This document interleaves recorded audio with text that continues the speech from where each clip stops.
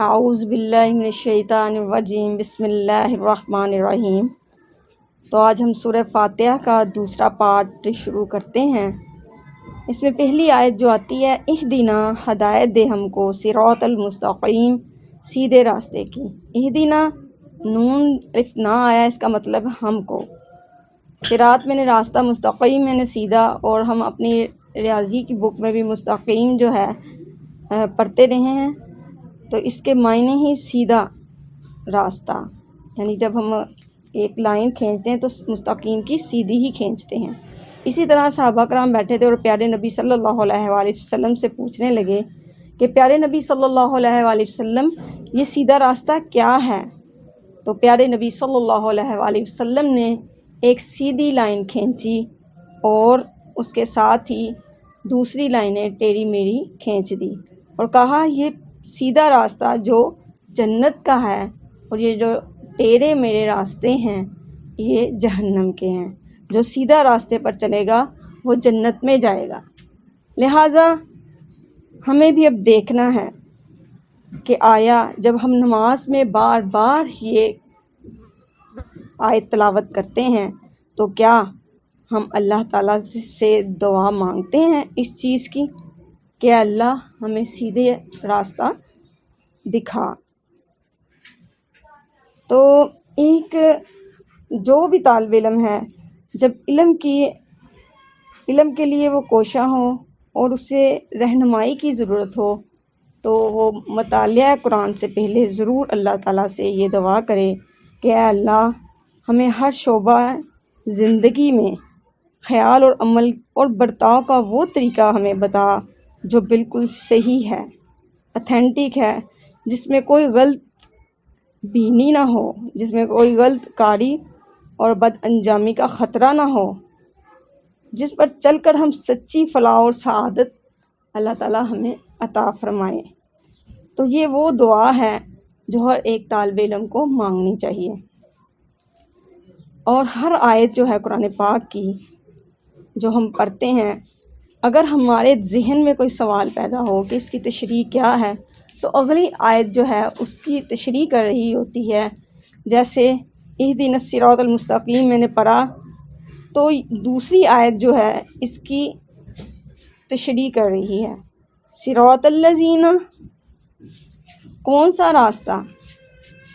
الذین، ان لوگوں کا، انعمت، جن پر تو نے انعام کیا۔ اے اللہ تعالیٰ، ان لوگوں کا مجھے راستہ دکھانا جن پر تو نے انعام کیا، جن کو تم نے اپنی نعمتوں سے مالا مال کیا، جو تیرے منظور نظر ہوئے، جسے تو پسند کرتا ہے۔ حقیقت میں ان لوگوں کا راستہ دکھا۔ جیسے پیارے نبی صلی اللہ علیہ وآلہ وسلم نے جب اپنی تبلیغ کی شروعات کی تو بہت سے لوگ جو ہے ایمان لائے اور بہت سے لوگوں نے انکار کیا۔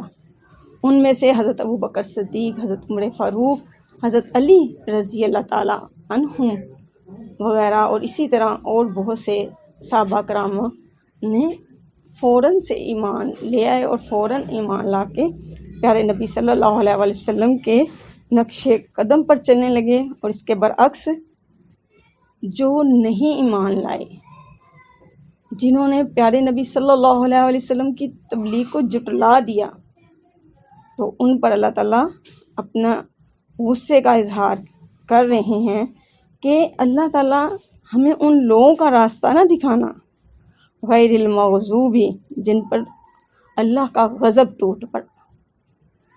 وہ کون لوگ ہیں؟ وہ ابو لہب، ابو جہل جیسے لوگ ہیں۔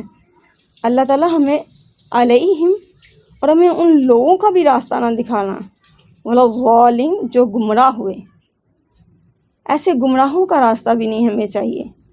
ضرور ہمیں صدقے دل سے جب ہم یہ دعا کریں کہ اللہ ہمیں وہ راستہ دکھانا جن لوگوں سے تو خوش ہوا، تو ضرور اللہ تعالیٰ ہمیں سیدھا راستے پر گامزن کرے گے۔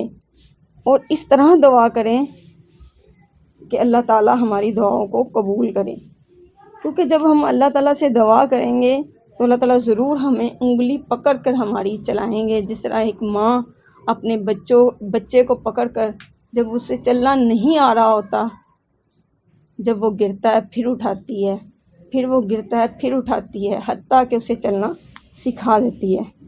تو انشاءاللہ اللہ تعالیٰ بھی ہمیں اسی طرح چلنا سکھا دیں گے۔ تو انعام یافتہ لوگوں میں کون لوگ ہیں؟